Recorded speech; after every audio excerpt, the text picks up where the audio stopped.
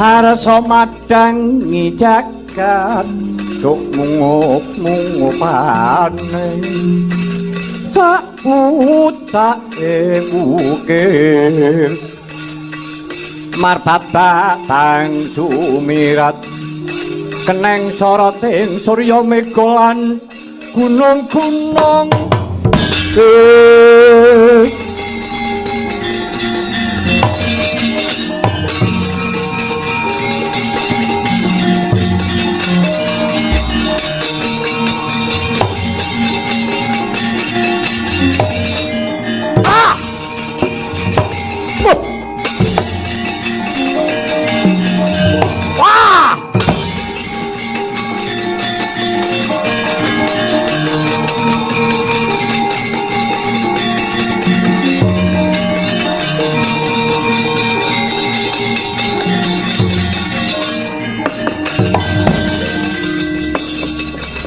Rama putra kandhek ganyo makut yuda yektine dasa muka tanbi satekeng patra cepane tego timbul ing payudan panca sunya ajine aja mlayu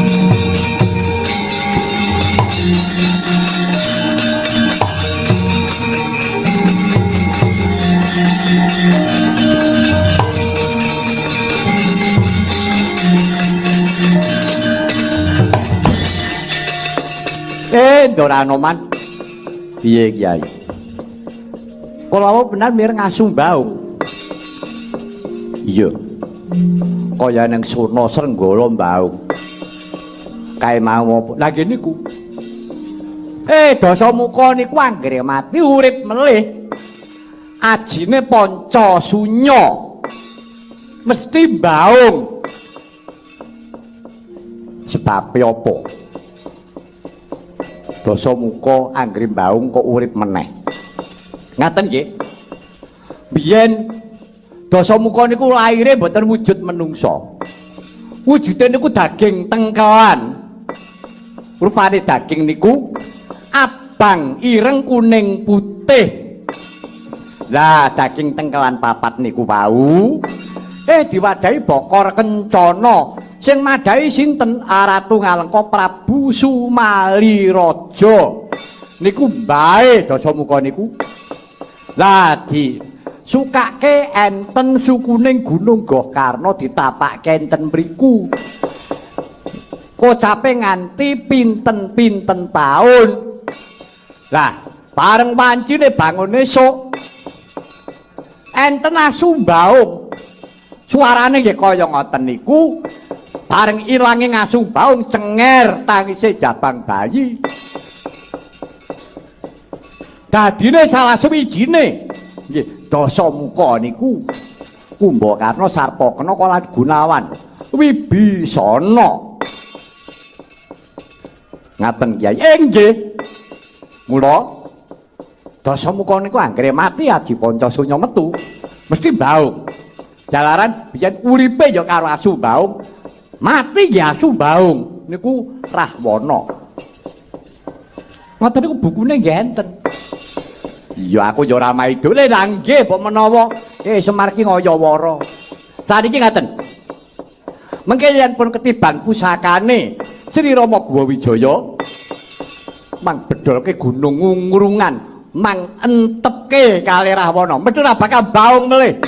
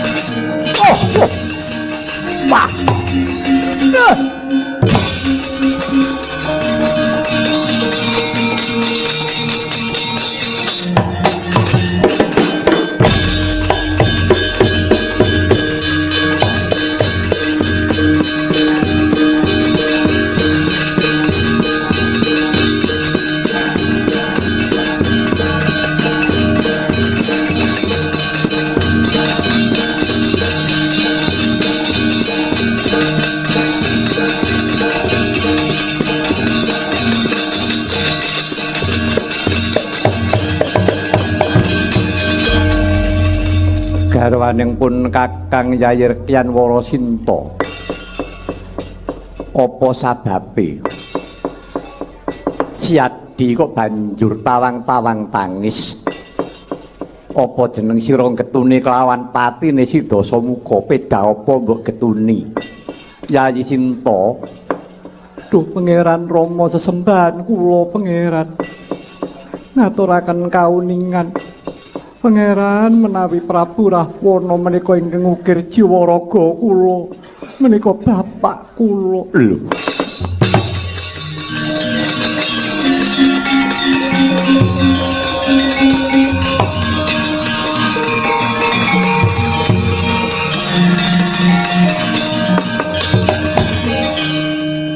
Yayi Sinta, wonten dawuh Pangeran. Lah sabab apa kok dadi Siadi ora matur rikala semana? Kok lagi saiki? Inggih, kauningan Pangeran. Prabu Rahwana menika walaka inggih katemben menika. Rumiyinipun inggih boten paring dawuh nanging kula Pangeran pitados menawi Prabu Dasamuka menika ingkang gerjiwa raga kula. Aduh Yayi ya wis. Yen to pancen mengkono wis dina iki ayo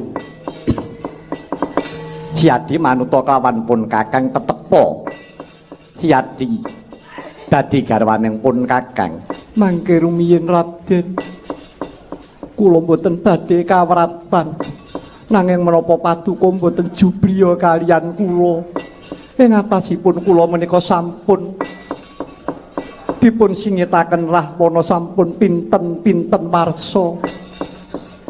Menapa paduka mboten sujana kaliyan kula?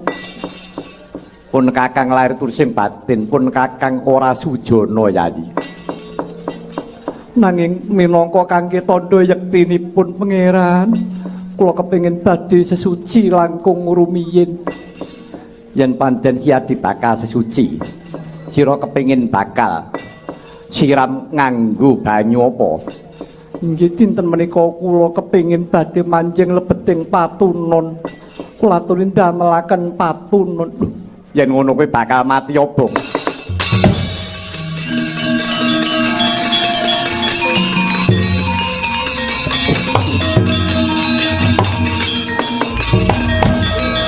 Dugarwaning pun Kakang.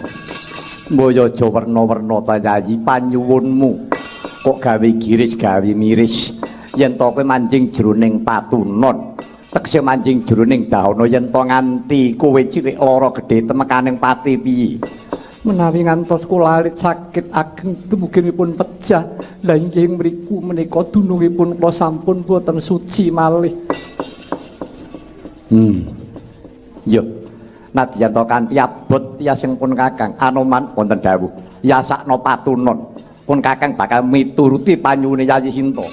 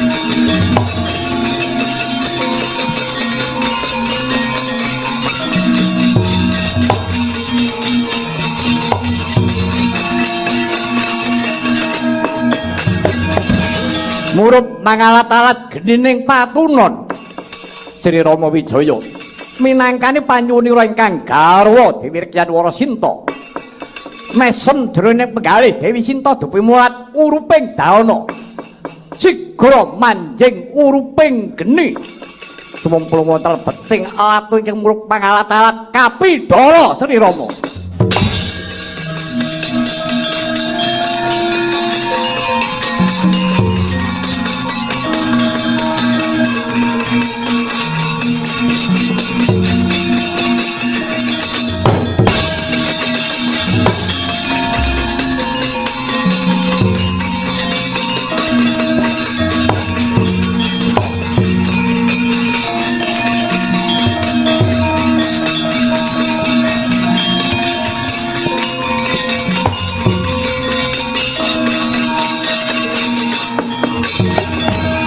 Kapidara datanenget Purwa Duksina Sri Rama dupi mulat ingkang garwa Rekyan Warasinta manjing jroning patunon. Nanging boten dangu rikala semana midhanget aturira kusumaning ayu Dewi Rekyan Warasinta. Duh Kanjeng Pangeran, Pangeran Rama Wijaya sesembahan kula pangeran kula garwa Paduka Rekyan Warasinta. Aduh garwanipun kakang mulai